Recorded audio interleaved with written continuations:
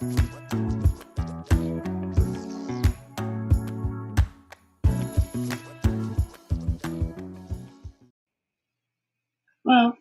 hello, and welcome to the webcast from the Biblical Files of Dr. Mack. Uh, Today, we're going to try and do both of the sections that we normally do. I am your host, Dr. Mack. We're going to do Women in the Bible, and we're also going to do Blacks in the Bible. Our topic today, as we always talk about women not having a voice or whatever, because this one actually has only a part of a verse. Our biblical source today is going to be Nehemiah 6 chapter 14th verse. That is where we're going to center it on. We're coming from the book of Nehemiah, but our topical subject today is going to be on Noadiah, the prophecies in the book of Nehemiah. Now, one of the first things that you're going to notice about is that Noadiah is, in many scholars and biblical theologians, etc., they refer to her as a false prophetess. They refer to her as a false prophetess. We are neither going to accept that premise nor deny it, but we're going to go strictly with what Scripture has here. But we will come across several things that we will have to go a little on. And on the blacks in the Bible, we're going to take a look at blacks in the Bible as to where they served as, where in Africa they were places of refuge. And today we have something that's exceedingly good because we have a character from the book of Nehemiah who was an Arab. Now, when I said that to you, those of you who've been with us for a while, I said, he was an Arab. You go back to what? He's a descendant of Abraham and Hagar, whose son Ishmael is considered to be the father of the Arabs. So we have Grisham. We'll put him right out there first, and we'll talk about him a little as we go through. Now, focus on the 6th chapter of Nehemiah and the 14th verse. But I'd like to start a little bit above that so we can get a little foundation. Well, who is the author of the book of Nehemiah? Well, scholars all agree that that author was Nehemiah himself. A little background story here regarding this biblical source. Originally, as with the last 3 books we talked about, Samuel, Kings, Chronicles, they were all part of one book and was separated during the translation or during the copying thereof. So here, originally for years, Ezra and Nehemiah were one book. They were one book. And during the copying, at some point, they were divided. So we now had the book of Ezra, and we have the book of Nehemiah. Once again, Nehemiah is the accepted author of this. And this is something a little bit differently because this book is technically classified as a memoir. It's an autobiographical piece by Nehemiah. Now, who the heck was Nehemiah? Well, originally, before he became this author, he was a cupbearer. For those who aren't comfortable with the cupbearer, think of him as a modern-day wine steward with lots of duties. The cupbearer's sole duty basically was to taste the wine, because in those days, and that part of ancient Israel, that part of the ancient world, the rulers were subject to assassination, and usually by poisoning.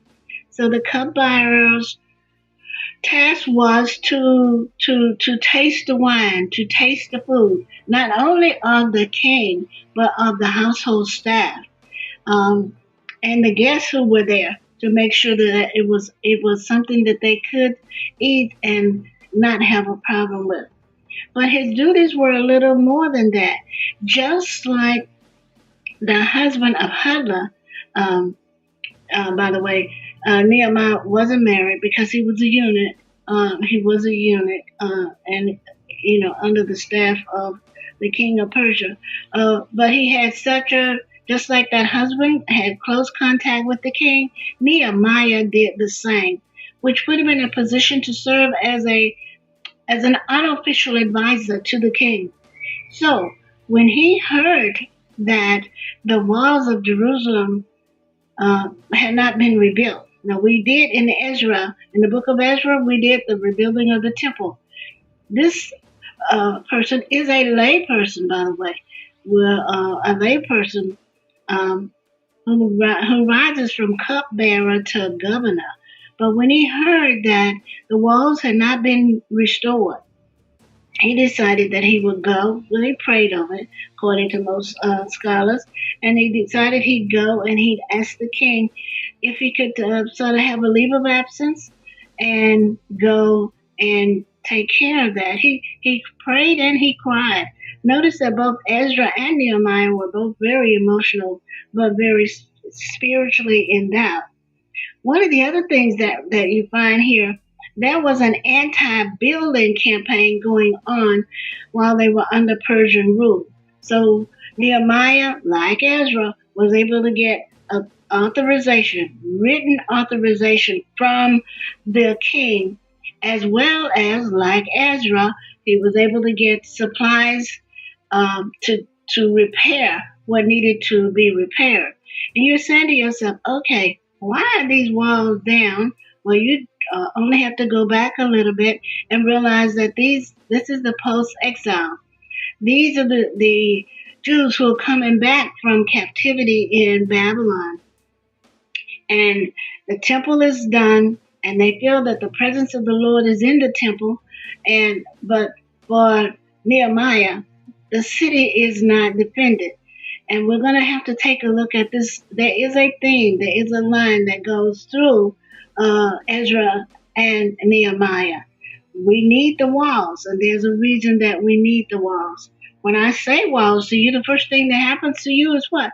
There's no protection. It's open, open to those who want to encroach. But we want to take a look at the adage that if it's there for the taking.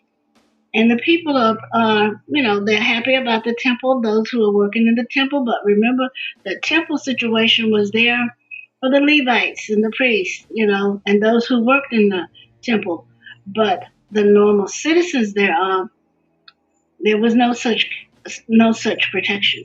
So once Nehemiah got permission from the king to travel to Jerusalem, which he did in a sort of clandestine way. He was there 3 days, and he did not do, quote unquote, anything because no one saw him doing it. But what was happening is Nehemiah was going around during the night, the late hours of the night, and he was doing reconnaissance, looking at the east gate and the west gate, and he's looking at these walls that were torn, burned, and there were some things that could be recycled and used, but he didn't say anything to anyone. And this becomes part of the issue that we have. So our physical setting is in Jerusalem because that's where we, want to get it done. We have from chapters 1 to 6, we have his plan, how he laid the things out and how the things were going to work. And when I say things, the strategy. I like to think of him as a strategist, someone who understood what needed to be done. Now, there are scholars who say, well, he was a cupbearer. A cupbearer was an official, a staff member who was always with the king. He's looking and learning. So he was able to organize things that needed to be done. He did not take a large entourage with him. He took only a few men at night. And there were places that he wasn't able to ride, so he had to walk. And there were places outside the quote-unquote city of what, the perimeters that had been the old city that would not be able to be used. So in one or two cases, he extended the city itself of Jerusalem, the boundaries for it. So he organized, he planned, and I love the fact that he managed it. But just like anything else, you have those persons who are not who don't want what you're offering, and you have those prophets who didn't want what was being done. So he has this new status as governor. He's there making his plans. And once he gets them, has prayed over them, and once he gets them done, he decides to share the plans. Well, the three most important people, quote unquote, around um, are not happy with that because, being human, they had something to lose when things start to change. Whether they did, because later on in Nehemiah, it talks about those who they were doing horrible things. They were, because the people were so poor, they were selling themselves and their families into slavery because of that. They were getting mortgages and things that were overly done. The taxes were burdensome. It was not a good situation. So the three, as they like to say in the Western, the three bad guys were profiting from the poverty and the great need that was by the people. So I want you to immediately start to think, wall, wall. We're talking about a wall, which is commonly known as a boundary. But boundaries are set in place for a reason. Not only was he trying to keep those out who would attack Jerusalem, the city of Jerusalem, because even the gates had been destroyed. But there are those who are trying to do that. He wanted to make sure that that was done. And he was one of the first ones we really talk about, who's not a military man or one who is endowed with fighting skills, etc. But he had the people, it got so bad because they were threatening them, they were ridiculing them, they tried to instill fear, which becomes one of the wonderful things that we have to do, because Noadiah is one of those persons who is inferred as causing fear to be able to exist, to go on. So he divided up the workforce. He got the job done. And when you read Nehemiah and go through it, you'll be able to see in detail who did what to him. But he never stopped. He never stopped. So about this time, as he's working on the wall, he has, the rich people, I like to call them those who live on the hill. We're not necessarily talking about a literal hill, but those who were profiting. But he organized it so everyone did. He even had persons within Jerusalem who had money who decided to build repair a section of the wall. He was some motivator. He got everybody working except those who were just going to fight him. But normally, being a person who said he's being led by God, you would think that all the prophets would have been on board. But just like now, even then, you had a group of prophets, you had many prophets, and the definition of a prophet is pretty much one who communicates, who hears the word of God, who gives it on to the people. We go back and we look at Heather. Here she was with King Josiah, telling him, hey, destruction is coming your way. But we had prophets here. And I'm going through it, I'm reading, and I'm thinking to myself, okay, but here I have Elijah, someone I respected a lot. And he wasn't really keen on the prophetess, the women prophets. He wasn't really there so much. He didn't really go along with it. But you had a guild of prophets. We had more than one, but Noadiah is reportedly was the head of a guild of prophets. Now we don't know how many there were, but we are told that Tobit and Sandoval and Grisham, that these guys had gotten to her and that she had been bribed and she was against it. But I want to stop for a moment. Let's go back. In Ezra, the one thing that we talked about was getting rid of the foreign wives. Those men, those Jews who had married foreign women and brought them into Jerusalem, in order to purify the nation per se, they made a covenant and they confessed, made a covenant, and the wives and those children had to go. Well, according to many scholars, Noadiah was one of the prophets still in Jerusalem who did not agree with that. She was one of the prophets, quote unquote, who was, quote, I want to really use that, who was bribed. But we have no real textual evidence for that, although we do know that Shemaiah was one who was bribed. We know that for a fact, but we don't know if Noadiah was. But what Noadiah represented, and we get Matthew Copeman writing about this, is that she represents in many ways that clash between that religious and the popular, the secular, and that the way that Nehemiah treated her, in many ways, that is how the decline of prophecy occurred in the Second Temple in the ancient Israeli history. So she was a leader, obviously, because he refers to her having those other prophets who followed her. But they were not they did not agree, because they were saying, like, did God tell Nehemiah to come and build a wall? Well, we have a conflict here, because we have Zechariah, we have some other prophets who are saying, well, we don't need to build that, because once we build the temple, then we had the Spirit of the Lord, and the Lord would come as a fire around the wall. We didn't need a physical wall. The Lord was going to do that. Yahweh was going to do that, But at the same time, you had Nehemiah, who had been visited by someone. Like I said, he wasn't a priest, so he was not one in direct communication, quote unquote, with God. So he's building the wall because it needs to be done. So many of the things, with their rumors and lies and just the outright threats going on here. But he continues to to do what he needs to be done. So in each chapter, as you go through the book of Nehemiah, you get that. But in 6, you get she's only named. Noadiah is only named. And you only get a fraction of a line for her. This is Noadiah and the other prophets.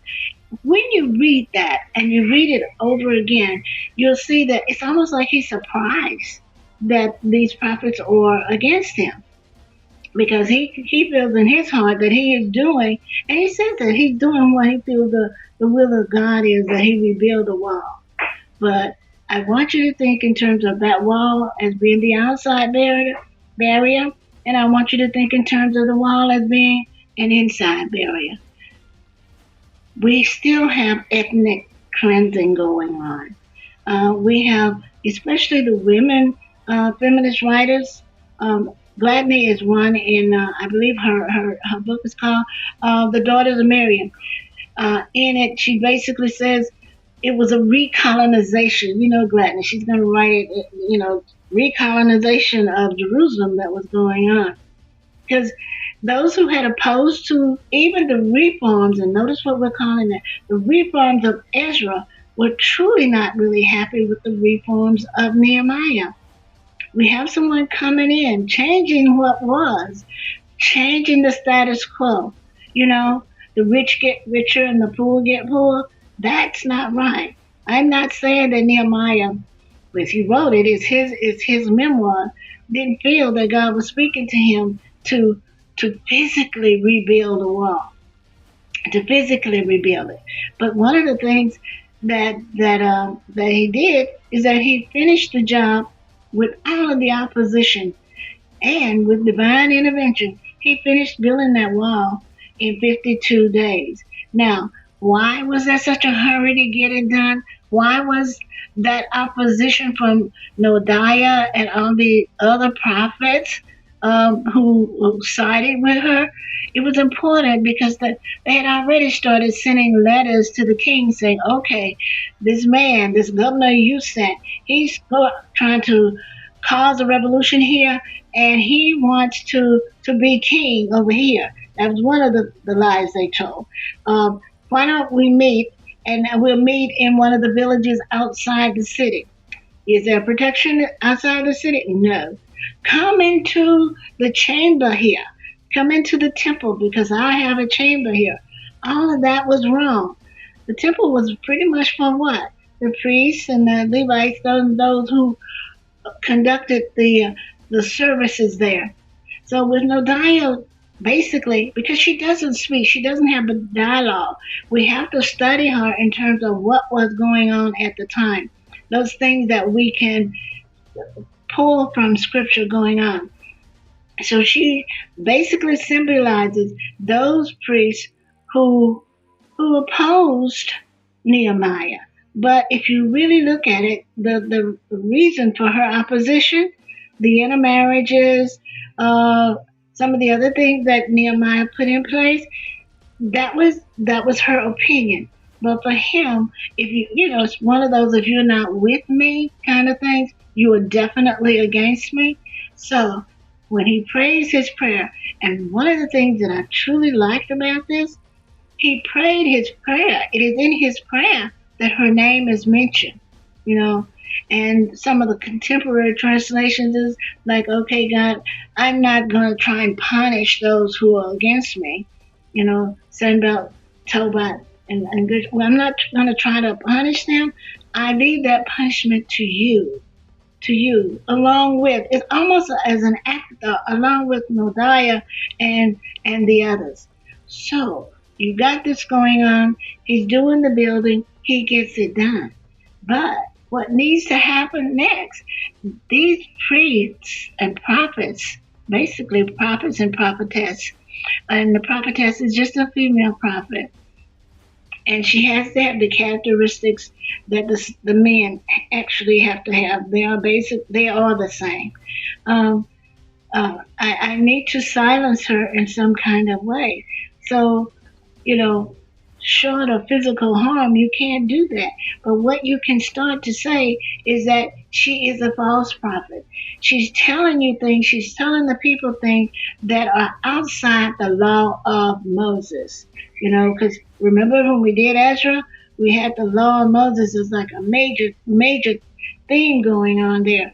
But here we have, we're going back and we're learning the law. You have to be retaught because you got a different generation here than left. You have some of the older ones around, but you need to silence her.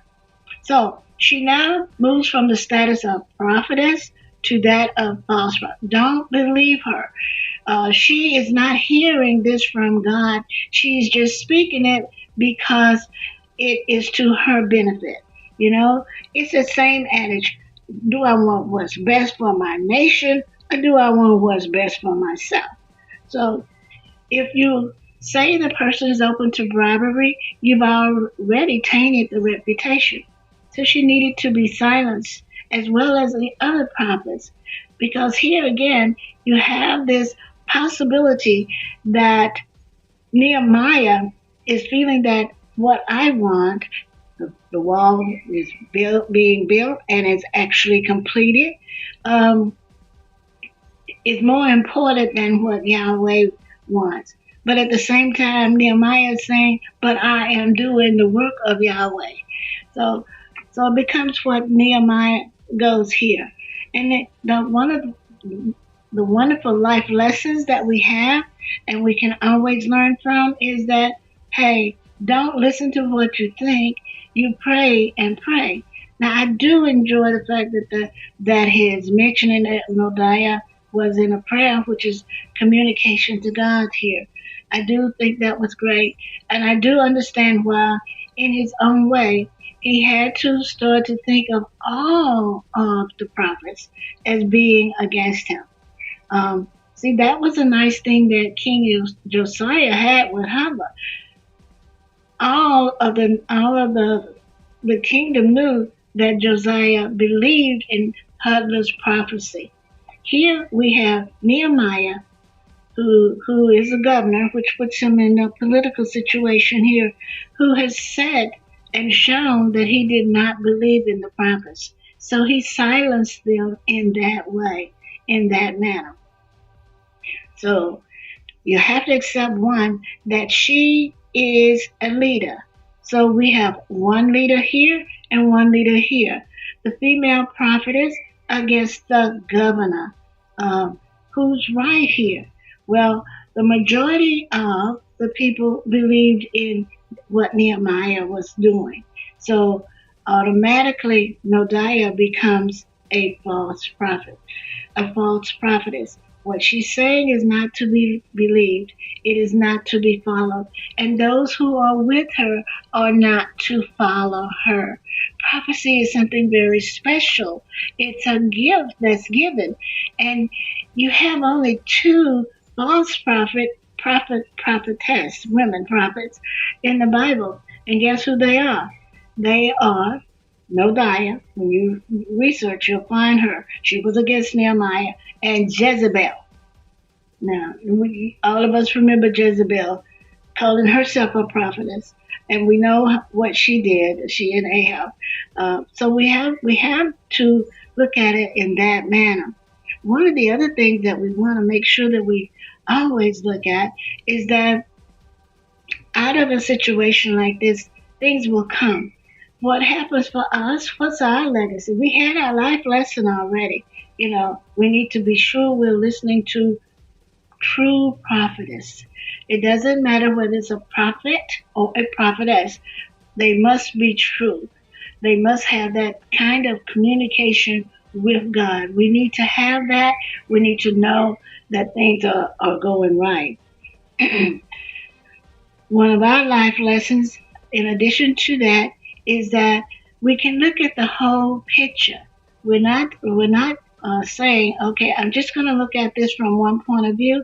We talked about that before also, I think with Ezra, where we looked at it as one lens. We need to purify our genetic group again. Therefore, get rid of the foreign wives, quote unquote. Many of the scholars says that was a major sticking point for Noadiah because she felt and she spoke against that particular thing happening. The other thing that was those persons who had been free to operate. When I say free, those who came against them, those who plotted and schemed against them, had been free to operate. They no longer could do that. And that was one of the reasons why some scholars say that Tobit and Sanballat and Bishop, they would plan and plot.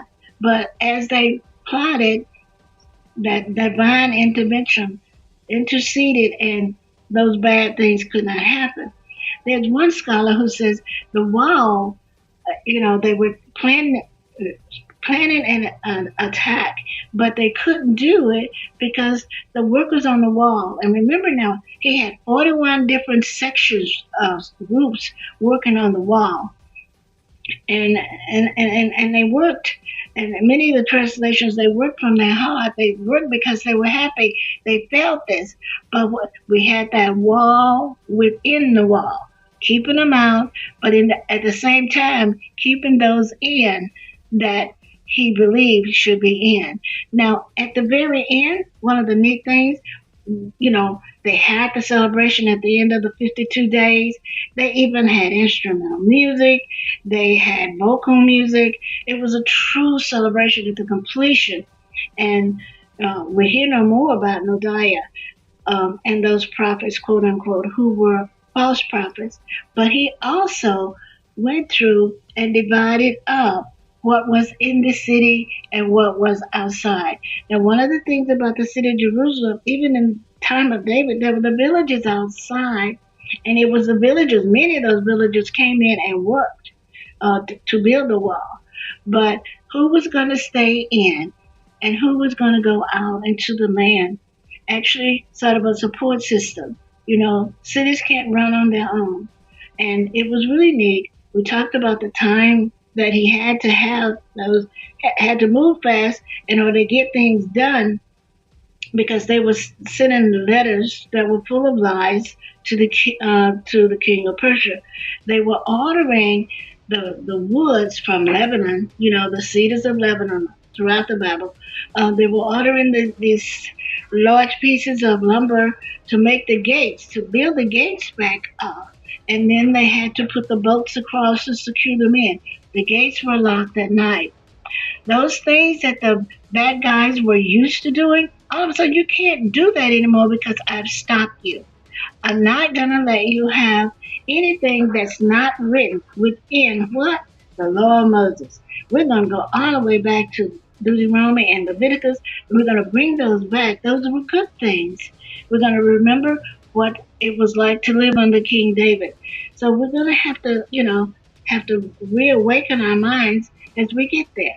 Well, let's take a look at a little transition here. Let's move on into blacks in the Bible. And it was so neat to do this because I'm going through it. I'm looking to find either a group or whatever, and I'm looking at it. It's right there on the printed page. Grisham the Arab. Grisham the Arab. Come on now. So we know as a descendant of Abraham and Hagar, he belongs, quote unquote, to the African race. He's of African descent. Now, what did he do? He worked with them. In this case, he's not a good guy. I'm not going to tell you about a good guy. I'm going to tell you someone who worked against Nehemiah. But his belief was that he was doing it for the good of the people. Now, was he a chieftain? Because some research says he was an Arabian chieftain. Some say he was a king. But in any case, he was sovereign over a large piece of land.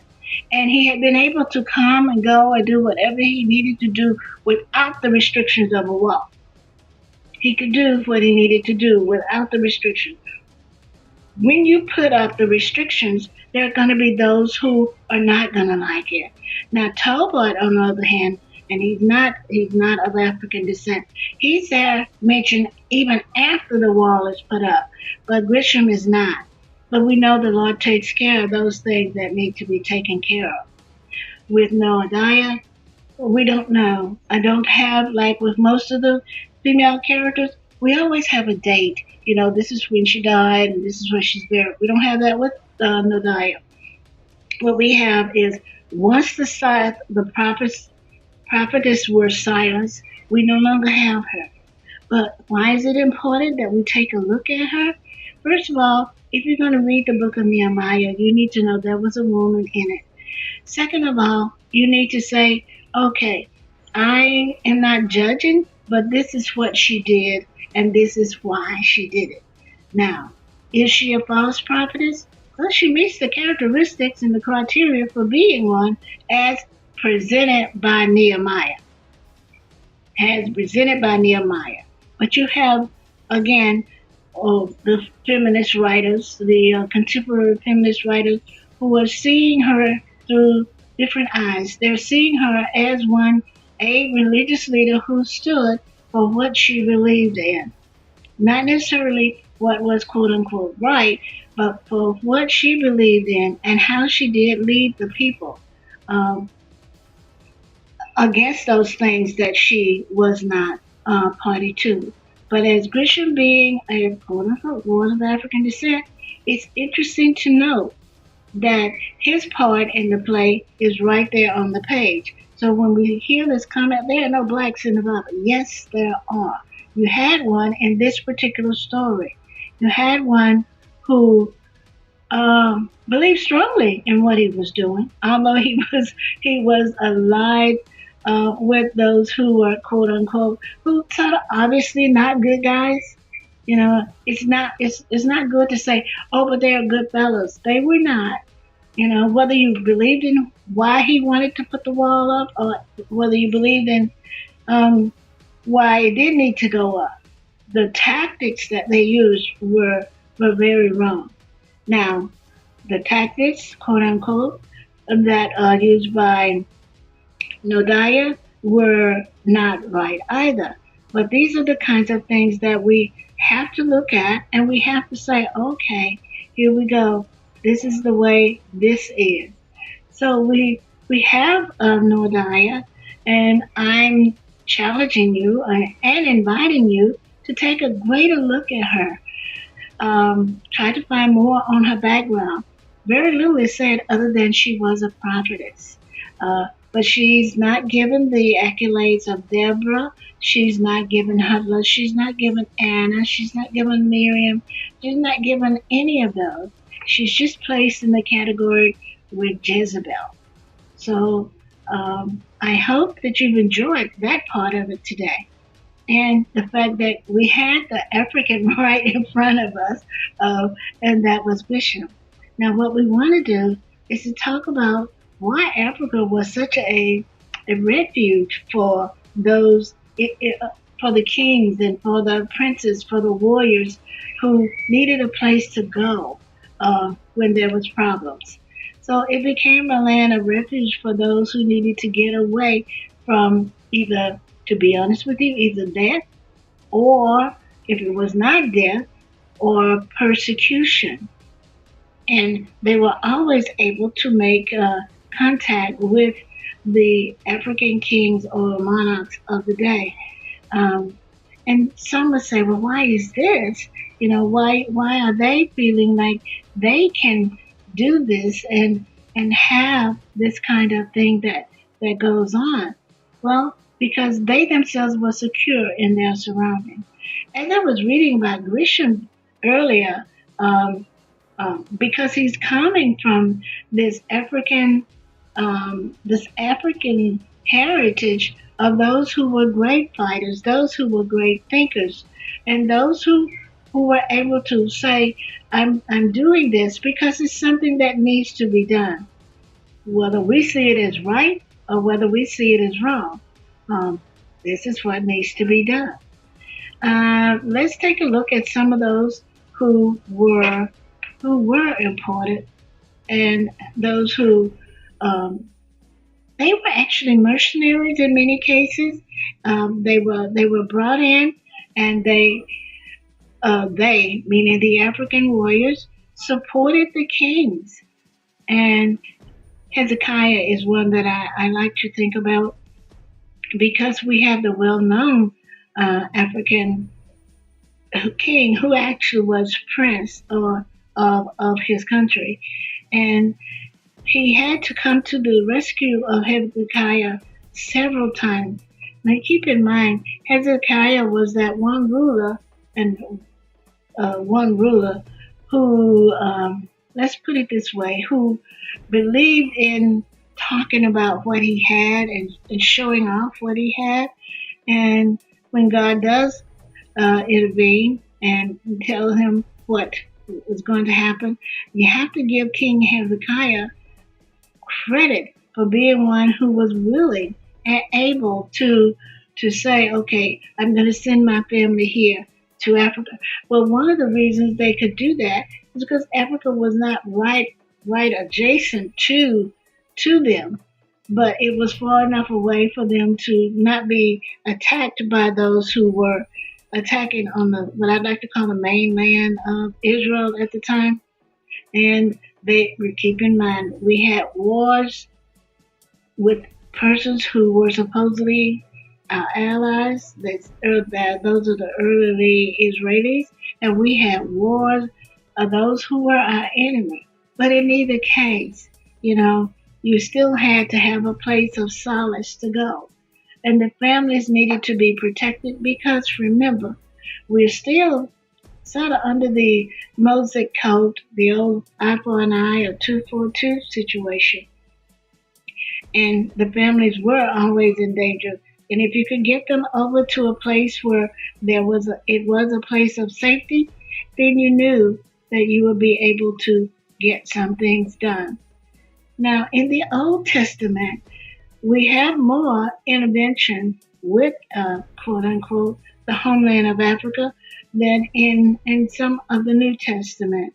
Because in the Old Testament, you have those who not only were warriors, but you had those who came in and were able to it's almost like you had those persons who came and they learned early. Remember when when they were exiled to Babylon, they took the best and the brightest. But so when you had those Africans who were coming over, especially as part of the exile returning or the post-exilic time returning, these were people who had spent time with and had learned the ways. And that too was a problem for the prophets and the prophetess, because those who said they needed to go, and there were those who spoke plainly of a nationalistic, only the Jews who are here, only this group can be here. We need help, we need to do this, we need to do the other things that are needed, but only the Jews. That's nationalism. So you had those other people who were saying that's not the way it's supposed to be. It was a very similar discussion about whether or not the walls needed to be. Okay? Who are you keeping in and who are you keeping out, and why are you doing it? Nehemiah, in its closing, Nehemiah was an absolute great leader, not taking anything from him. And I'm not sure whether he saw himself as sort of a one. The fact that he's a layman is something of an example for all of us to follow. We feel that God wants us to do this, and we're going to go ahead on and do it. But he's not saying, I heard God, tell me. But he says, in my heart, paraphrase, in my heart, I believe this is what Yahweh wants me to do, which is to rebuild the walls. He was one who was able to amass both people, resources, and morale. It's so important because he was able to keep it up. The fact that he had them do weapons at first he had them doing the weapons when they worked to build a wall. And then when the threats started coming in, especially they were afraid of a night attack, he had them wear the weapons as they worked on the wall. He also divided his group again, the 41 sections. He divided part of those people again so that they would become guards both day and night against the destruction of the progress that they made. I sort of like the way some of the scholars look at it. They look at it as a reconstruction of the walls and the revitalization of the people. So you have these two things going on, revitalization and reconstruction. And you had what would have been in earlier Old Testament writing a quiet battle, a set of prophets against a set of prophets, of prophetic beliefs. Because is God telling you that I am the protector? Or is God telling you I am your protector, sure, but I want you to put a physical wall there. It wasn't just the wall, but it was the towers, it was the gates. That's the physical thing that you can see. But you can also look at it this way. The wall is putting a wall against the things that Satan is going to try and tell you, like those who were profiting. Keep in mind, the three that we talked about who were profiting, Tobit, Sanballat, and Geshem, they were profiting from the fact that the wall did not exist. And it's one of those adages that comes culturally. I was here before you got here. I am here while you're here, and I will be here after you're gone. But God doesn't work that way. God does not work that way. If it is His will, if it is to be done, it will be done. Satan is not a winner in this situation. What we have to do as we go through is that we have to be able to say to ourselves and say to others, okay, this is the way that the Lord wants it done. If you look up Noadiah, the first thing you will see, this was a false prophetess who worked against Nehemiah. Her opinions were opposite his, and he prays in his prayer that the Lord will take care of her and the other prophets who do not believe as he believes.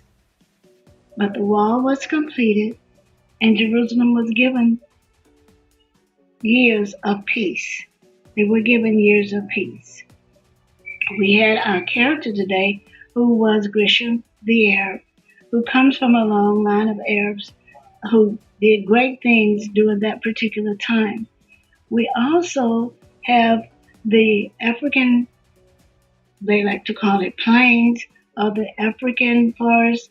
I like the way it's described in the Queen of Sheba's visit to Solomon. We have that land that offered peace for those who were troubled. Next time, we are moving into the book of Esther, and we're going to take a look at another woman in the Bible, and we will look at another person of African descent. So keep reading, keep studying, and keep praying for all that we have and all that will be given to us, that we may be worthy of it, that our refuge is not found in a land, but in God Himself. Please join us again. Thank you and good night.